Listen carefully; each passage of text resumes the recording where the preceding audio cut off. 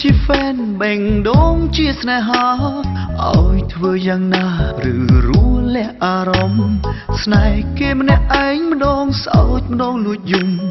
មិនហ៊ានប្រាប់ចំថាស្នេ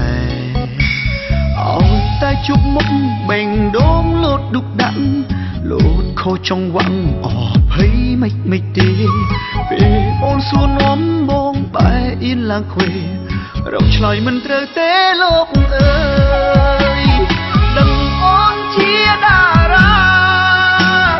មិនខ្វះអ្នកតាមស្នេហ៍ឡើយ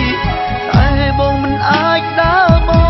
កក្រោយលងស្នេហ៍អូនហើយជាតិនឹងលឹងពីហ្វេនបានអត់បងស្បត់មិនអោយគេដឹងគេសួរថាហ្វេនប្រលឹងកាពីគេដឹងធ្លាក់កោ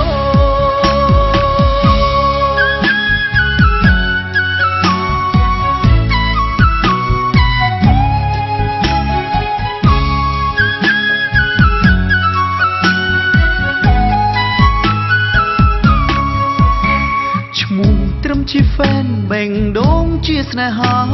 ឲ្យធ្វើយ៉ាងណាឬរួលះអារម្មណ៍ស្នេហ៍គេម្នាក់ឯងម្ដងសោចម្ដងលួចយំមិនហ៊ានប្រាប់ចំថាស្នេហ៍ឲ្យតែជប់មុខបេងដូងលោតឌុកដាក់លោតខុសចង្វាក់អភ័យមិនទេពេលអូនសួរនាំបងបែអៀនឡើងខ្វេរកឆ្លើយមិនត្រូវទេលោកអើយដឹងអូនជាតារាមិនខ្វះអ្នកតាមស្នេហ៍ឡើយតែបងមិនអាចដើរបកក្រោយលងស្នេហ៍អូនហើយជាតិនឹងលឹងពីហ្វេនបានអត់បងស្បត់មិនអោយគេដឹងគេសួរថាហ្វេនប្រលឹងកាពីគេដឹងធ្លាក់កោ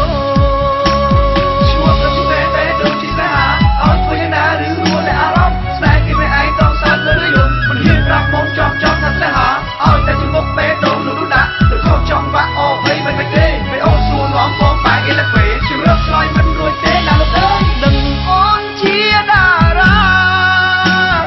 មិនខ្វះអ្នកតាមស្នេហ៍ឡើយតែបងមិនអាចដើរប